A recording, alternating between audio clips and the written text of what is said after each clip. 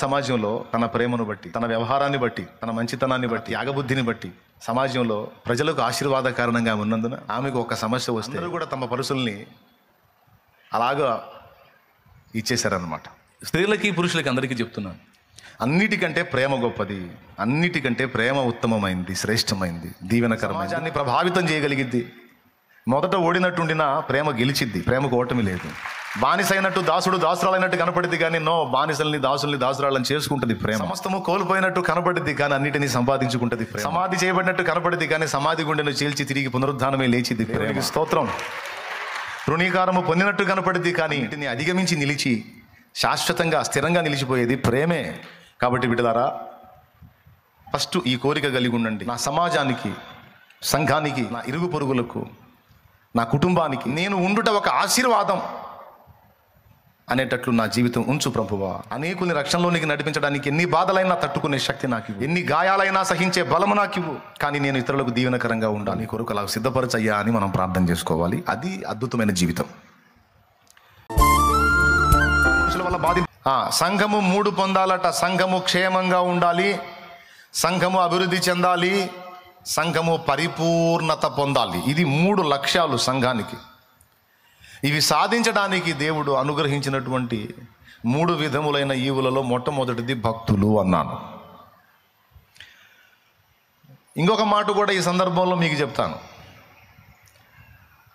ఆనాడు భక్తులు మనకి ఈవులుగా పరిణమిస్తే, ఈనాడు దేవుని భక్తిలో ఉన్న మనము కూడా మన వారికి, మన తర్వాత వారికి మనము కూడా ఒక ఈవిగా మారాలి. ఇది మన లక్ష్యం, గుర్తుపెట్టుకోండి.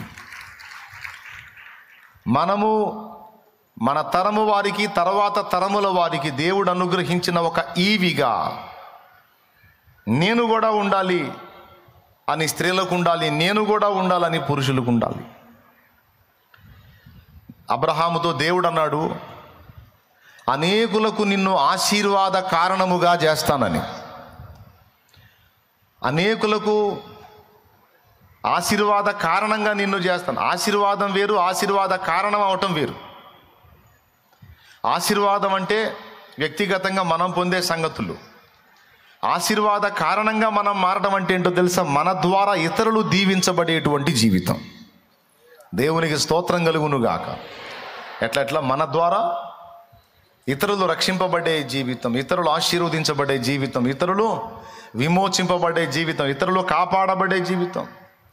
మనం సచ్చినా బతికినా 10 మంది చెప్పుకోవాలి మన గురించి. ఫలానా అయ్య పుణ్యం, యేసయ్య కృప, ఫలానా అయ్య మాకు ఈ సువార్త అందించాడు, మా దాకా ఈ వార్త తీసుకొచ్చాడు.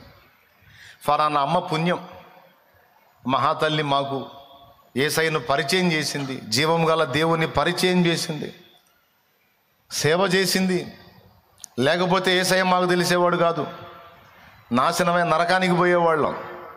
మహాతల్లి పుణ్యం మా దాకా కష్టపడి దేవుని వాక్యాన్ని తీసుకొచ్చింది. పాపం భర్త చేత దెబ్బలు తింది, సమాజంలో మాటలు పడింది, నానా బాధలు పడింది. ఎన్నన్నారో సమాజము ఆ తల్లిని, కానీ ఆ మాటలన్నీ సహించి పిచ్చి తల్లి సువార్త ప్రకటించుకుంటా తిరిగేది. ఎప్పుడన్నా చూడు ఆమె నోట యేసయ్య మాటే ఉండేది. ఈరోజు మేము ఇంత పెద్ద కుటుంబం రక్షింపబడ్డామంటే ఆ పిచ్చి తల్లి పుణ్యం. ఆ పిచ్చి తల్లిని దేవుడు వాడుకున్నాడు అని ఒక తల్లిని గురించి కానీ, ఒక తండ్రిని, ఆత్మీయ తండ్రిని గురించి కానీ మాట్లాడుకునే బిడ్డలు కొంతమంది ఉన్నారు అంటే నీ వలన అది నీ ధన్యత, అది దేవుని కృప. వాళ్ళందరికీ దేవుడు ఒక బహుమానంగా నిన్ను ఇచ్చేశాడు. సచ్చినా బతికినా ఆ సాక్ష్యమే ఉండాలి. మాకు భక్తి తెలియదు, నిజదేవుడు తెలియదు, ఆత్మీయత తెలియదు, పరిశుద్ధాత్మ నడిపింపు మాకు తెలియదు. కానీ ఇదిగో ఫలానా తల్లి మాకు నేర్పింది, భక్తిని నేర్పింది, పవిత్రత నేర్పింది, ఆత్మీయత నేర్పింది, మోకాళ్ళ అనుభవం నేర్పింది. ఈరోజు మేము ఇంతగా దీవించబడి ఉన్నామంటే దేవుడు ఆమెను వాడుకున్నాడు. నిజంగా ఆమె పుట్టడం మా అదృష్టం అని మన పుట్టినరోజును ఇతరులు పండగ చేసుకునే జీవితమే ఆశీర్వాద కారణముగా ఉండుట. అంటే సహజంగా మన పుట్టినరోజును మనం పండగ చేసుకోవడం కాదు. నువ్వు పుట్టావు కాబట్టి నీకే మేలు, అందుకే నువ్వు పండగ చేసుకుంటావు. అది గొప్పతనమా?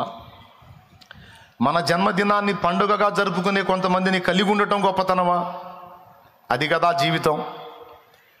ఏమంటారు? దేవునికి స్తోత్రం. అలాంటి ఈవిగా ఆశీర్వాద కారణంగా మనందరము ఉండాలనేది యేసయ్య కోరిక. అలాంటి ఈవిగా, అలాంటి బహుమానముగా ప్రజలకు మనం దీవెనగా ఉండటానికి యేసయ్య కోరిక. నా బిడ్డలారా, మీరందరూ కూడా ఇతరులకు ఆశీర్వాద కారణంగా ఉండాలి.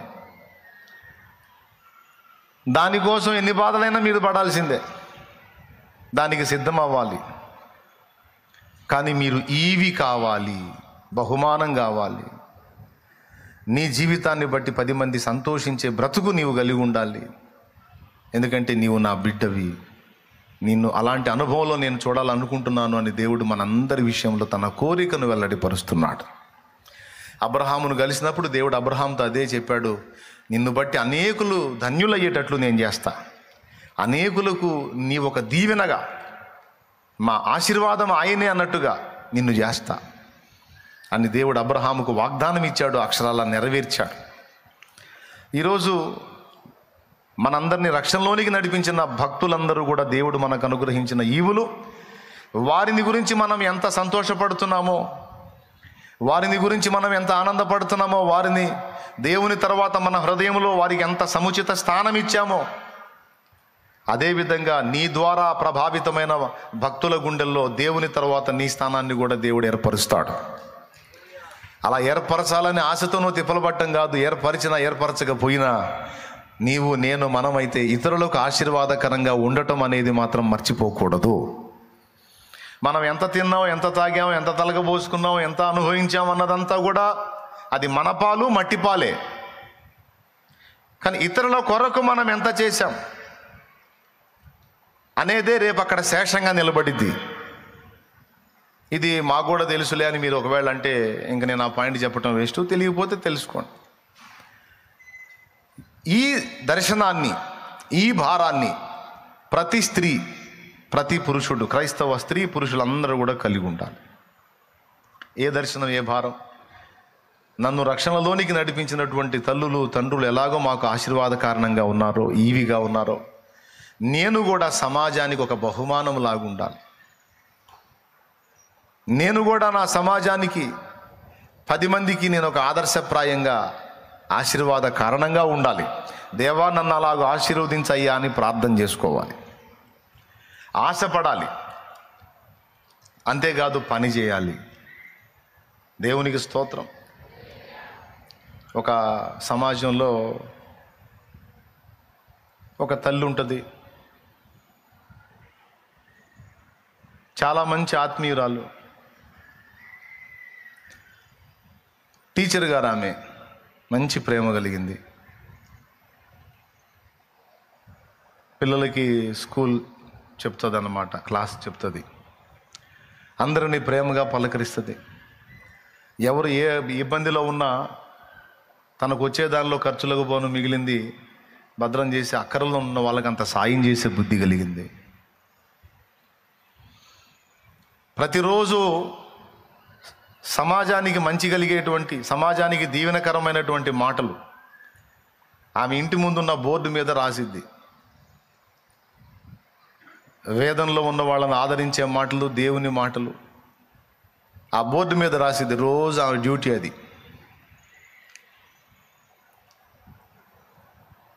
ఆ సమాజంలో ఆమె అందరికీ గుర్తు తెలిసిన మనిషి. ఓ రోజు ఆమె పర్సు పోయింది, ఎవడో కొట్టేశాడు. పోయింది. పోతే ఆ సమాజంలోనే పోయింది అది. కాబట్టి ఆ పర్సులో కొంత డబ్బు ఉంటుంది అన్నమాట.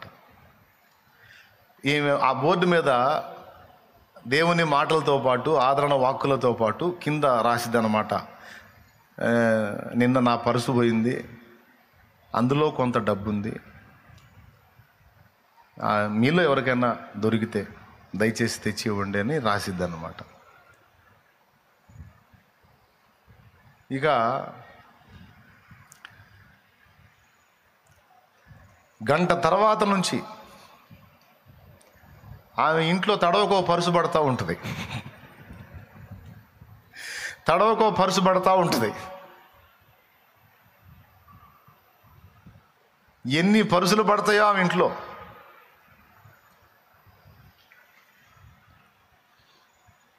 చివరికి ఏ పరిస్థితి వచ్చిందంటే ఆమె మళ్ళా బోర్డు మీద ఆ లెటర్స్ చెరిపేసి, నాది పరుసు పోయింది కానీ నాకు పరుసులు దొరికాయి, ఇక చాలు నా పరుసు దొరికిందని రాసిద్ది మళ్ళీ. అంటే ఆ సమాజంలో ఆమెను ప్రేమించే వారందరూ కూడా ఒక పరుసు కొనటం, అందులో డబ్బులు పెట్టడం, వాళ్ళు ఎంత పెట్టాలనుకున్నారో అంత పెట్టడం, ఇంట్లో ఇసిరేయటం, నాకు దొరికిందని. ఆమె పరుసు కాదు అది, ఆమె రాసిద్దన్నమాట, నాకు పరుసు కాదు పరుసులు దొరికాయి, మీ ప్రేమకు వందనాలు, దయచేసి ఇంకా ఆపేయండి అని రాసిద్ది. లేకపోతే పడతానే ఉంటాయి ఇంకా. ఎందుకంటే సమాజంలో అందరికీ ఆ విషయం తెలిసి అందరికీ అదే పనిలో ఉంటారు. అంటే దాన్ని బట్టి మీకు అర్థం అవ్వాలి, తనున్న సమాజంలో తన ప్రేమను బట్టి, తన వ్యవహారాన్ని బట్టి, తన మంచితనాన్ని బట్టి, తన త్యాగబుద్ధిని బట్టి సమాజంలో ప్రజలకు ఆశీర్వాదకారణంగా ఉన్నందున ఆమెకు ఒక సమస్య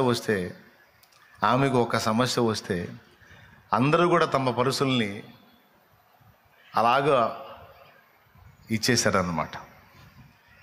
స్త్రీలకి పురుషులకి అందరికీ చెప్తున్నాను, అన్నిటికంటే ప్రేమ గొప్పది, అన్నిటికంటే ప్రేమ ఉత్తమమైంది, శ్రేష్టమైంది, దీవెనకరమైంది, సమాజాన్ని ప్రభావితం చేయగలిగిద్ది.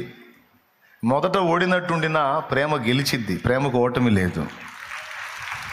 బానిసైనట్టు దాసుడు దాసురాలైనట్టు కనపడిద్ది కానీ బానిసల్ని దాసురాళ్ళని చేసుకుంటుంది ప్రేమ.